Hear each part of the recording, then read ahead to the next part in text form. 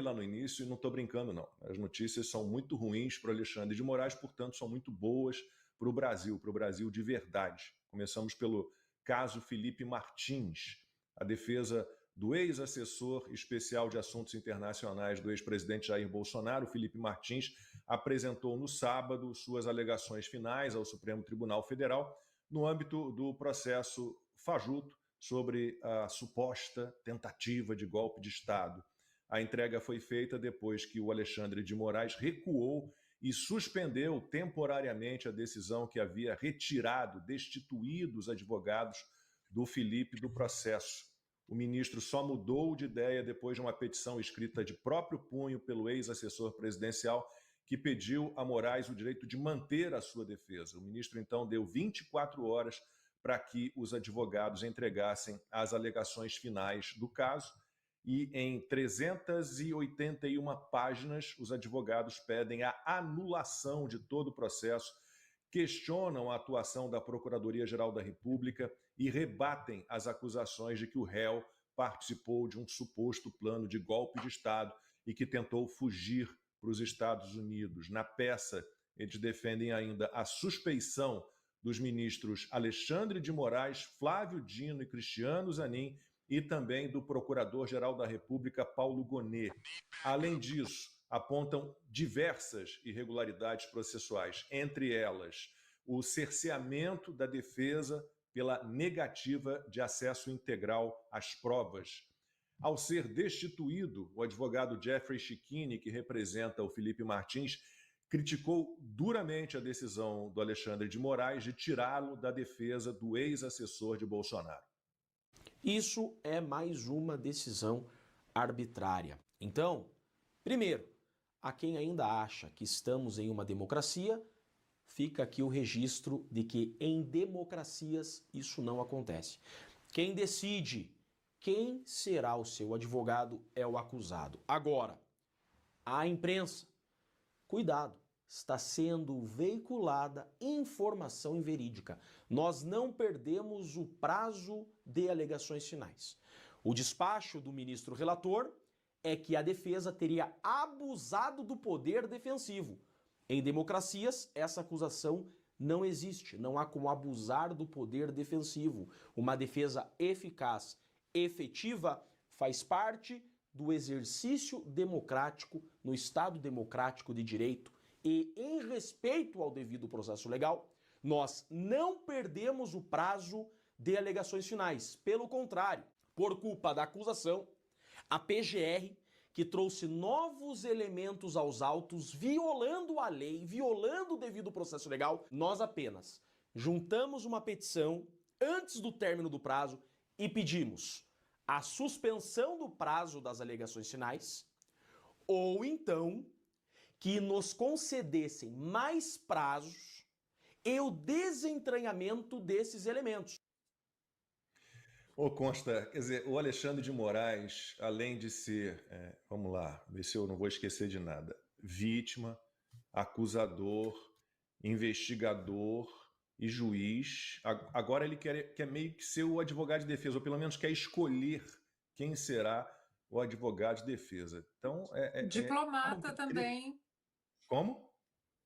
Diplomata, ele que escreve notas do Itamaraty, ele que brifa o Itamaraty. Eu tô me concentrando só no processo. Se a gente for expandir, vai ter mais coisa aí, né? Primeiro-ministro, sei lá, a gente pode, né, viajar aqui em todos os poderes que ele se atribui, né, ilegalmente, abusivamente, arbitrariamente. Hein, Consta? O cara é tudo, rapaz, tudo. É muito absurdo, né? Deixa essa parte do jurídico para Ludmila comentar. O caso do Felipe Martins, a Ana Paula também está muito em cima, né? Então, eu vou ter pouco a acrescentar aqui, além de lembrar, né, que ele é um mártir brasileiro. Ele foi um preso político, ainda é, de certa forma, né?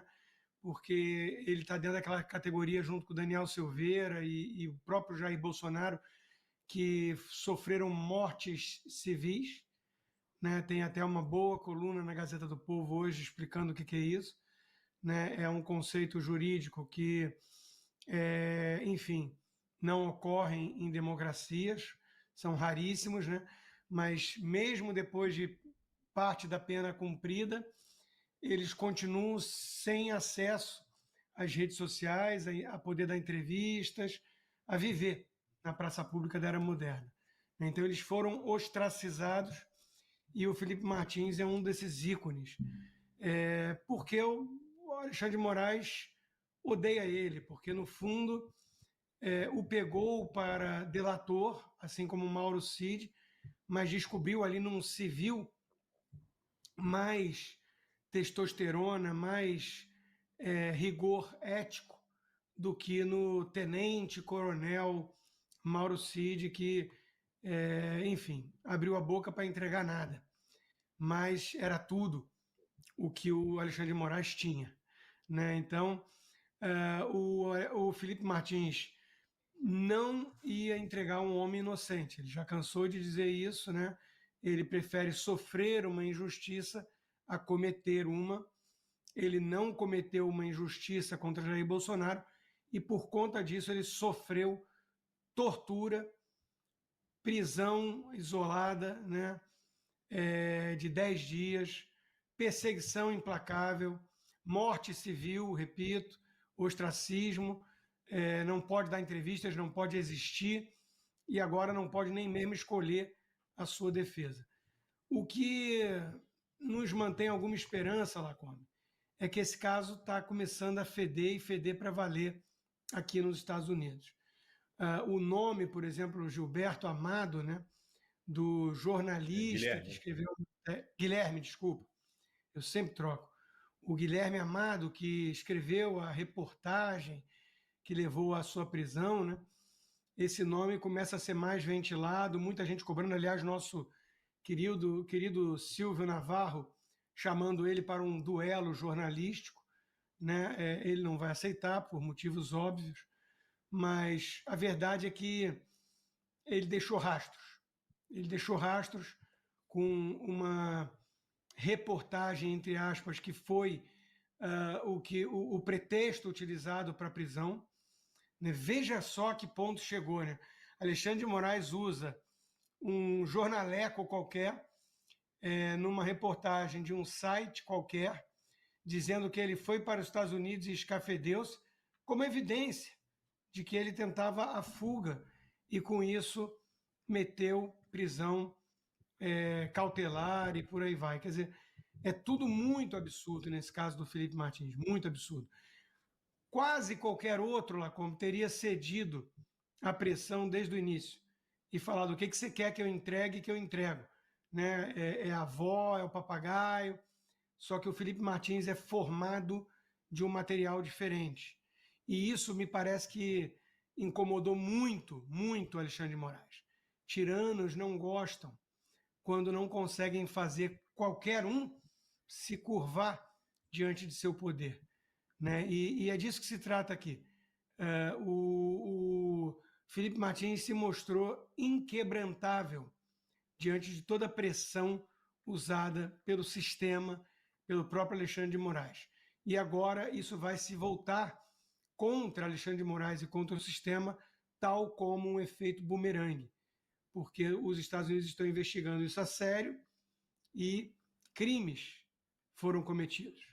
Né? Então, tudo que a gente tem a fazer, além de pressionar, de cobrar o nome do Guilherme Amado e companhia, é torcer para que os Estados Unidos cheguem logo ao fim desse caso e com conclusões que criminalmente imputem pessoas poderosas e eles vão ter que se defender na justiça séria dos Estados Unidos, onde não há esquema, onde não há eu não gostei do que fez sua defesa, eu vou destituir a sua defesa do caso ou coisas assim.